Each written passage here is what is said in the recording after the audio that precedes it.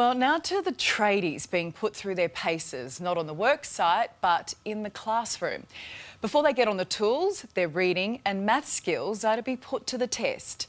Not everyone's convinced it's a good idea.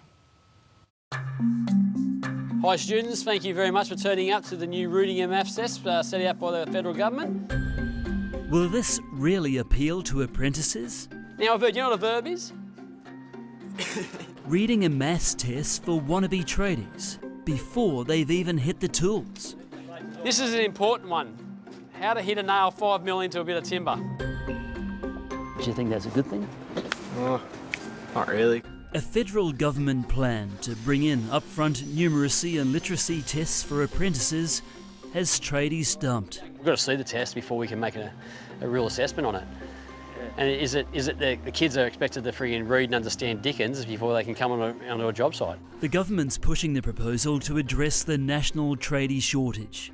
It's not helped if we see the completion rate of apprenticeships being just over 50%. We need to increase the completion rates. We're on the road near Wollongong for a tradies' take on the plan.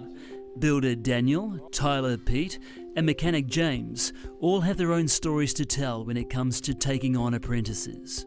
Einstein's theory of relativity really does come into every maths problem we have every day in the carpentry world, isn't it? Daniel Payne's happy to play professor. Let's make sure we get this right. The Lifestyle Constructions boss says tradies and apprentices need more clarity from Canberra over the proposed tests. What's 9 times 9? Siri, what's 9 times 9? You've got the answer. So do they really need to, is this a skill they really need to know? Tyler Pete's mentored apprentices with learning disabilities and others from non-English speaking backgrounds. A lot of the young guys that are on site are brilliant on site and didn't thrive in an academic environment at school. Pete fears upfront tests could deter young adults who left school early from tackling trades. I'm all for kids learning as much as they can. I think the idea of a test might be prohibitive to a lot of kids, that's all. James, where are your apprentices? They must have taken the day off. Mechanic James's latest apprentice lasted less than a week. We can compete with the mines. They're offering massive incentives for people just to sign on, and we just can't compete with that. James says the government can assist by helping the back pockets of Australian small businesses. When people are trying to make a living as hard as it is nowadays, the government needs to give us tax cuts in order to pay these apprentices more, because they just can't live on an apprenticeship wage. Perfect. See? They all know the impact force calculator on how to hit a nail. Lifestyle Constructions' retention strategy includes shouting the team a hearty lunch every day.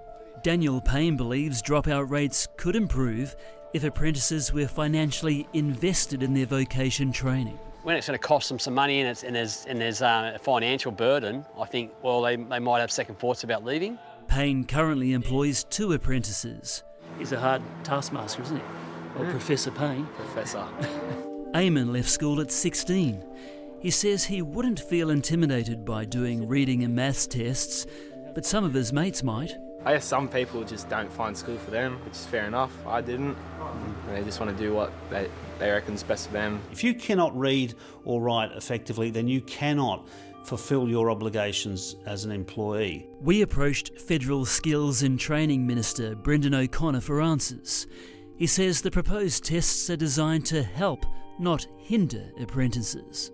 If they can acquire the skills to read and write at a certain level, then it means that they'll learn new skills. And that means they'll have better employment prospects, better career progression, better pay, more secure employment. So it's so important for them. Those who struggle in the tests will be offered additional training to help bring them up to speed with what the government's coined foundation skills. I think it can only be a good thing. New South Wales business CEO Dan Hunter's on board. 2/3 of our members, which are employers at a survey, say that a lot of young people aren't prepared for the workplace, and 30% of those are saying that it's numeracy and literacy skills. Tradies say it's what apprentices learn on the job that really counts. In class here now, mate, Because you don't need to be Einstein to grout a tile, tighten a spark plug or swing a hammer. It's not rocket science, mate. It's not rocket science, that's for sure.